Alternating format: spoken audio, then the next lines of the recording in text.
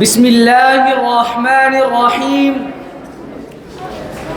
لما بلغ النبي صلى الله عليه وسلم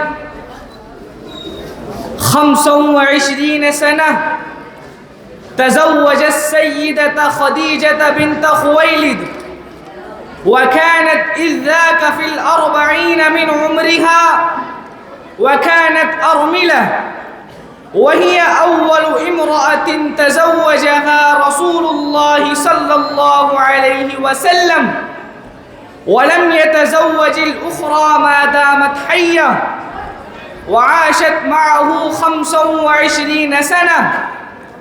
وأولاد النبي صلى الله عليه وسلم الذكور 3، وهم قاسم وعبد الله وإبراهيم، وبناته 4، وهن زينب ورقية وأم كلثوم وفاطمة، كلهم من خديجة رضي الله عنها إلا إبراهيم فأمه مارية القبطية. بعثة النبي صلى الله عليه وسلم. لما أتم رسول الله صلى الله عليه وسلم 40 سنة من عمره ظهرت علامات النبوة، وآن أوان البعثة، وتلك عادة الله إذا اشتد الظلام. فكان الرسول صلى الله عليه وسلم حبب إليه الخلاء، فكان يخرج من مكة ويبعد ويذهب إلى شعاب مكة وأوديتها، فلا يمر بحجر ولا شجر إلا قال: السلام عليك يا رسول الله. وكان أول ما بدأ به الرؤيا الصادقة، وكان لا يرى رؤيا إلا جاءت مثل ضوء الصبح.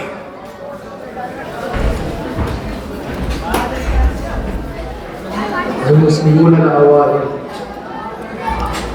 فأول من آمن بالنبي صلى الله عليه وسلم هي خديجة، ثم أسلم علي بن أبي طالب وهو يومئذ ابن 10 سنين، وهكذا أسلم زيد بن حارثة وأبو بكر وغيرهم من أشراف قريش. لو وضعوا الشمس في اليمين والقمر في يساره. ولما أظهر رسول الله صلى الله عليه وسلم دعوة الإسلام أجمعت قريش على خلافه وعداوته، ومشى رجال منهم إلى عمه أبي طالب وقالوا: يا أبا طالب، إن ابن أخيك يسب آلهتنا، فإما أن تمنعه وإما أن تخلي بيننا وبينه. فردهم أبو طالب ردا جميلا وانصرفوا. وبعد وقت قليل أتوا إلى أبي طالب مرة أخرى وقالوا: يا أبا طالب، والله لا نصبر أكثر مما صبرنا. فدعا رسول الله صلى الله عليه وسلم وقال له: يا ابن أخي، إن قومك قد جاءوني فقالوني كذا وكذا.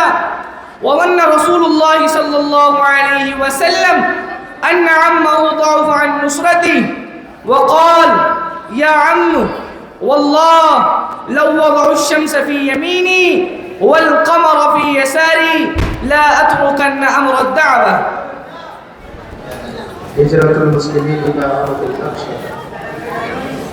ولما رأى رسول الله صلى الله عليه وسلم ما يتحمل أصحابه من الإيذاء والتعذيب قال لهم: لو خرجتم إلى أرض الحبشة فإن بها ملكا لا يظلم عنده أحد. فخرجت جماعة من المسلمين، وكانت أول هجرة في الإسلام، وكان جميع من هاجر إلى الحبشة 83 رجلا وامرأة. ما شاء الله، بارك الله فيك.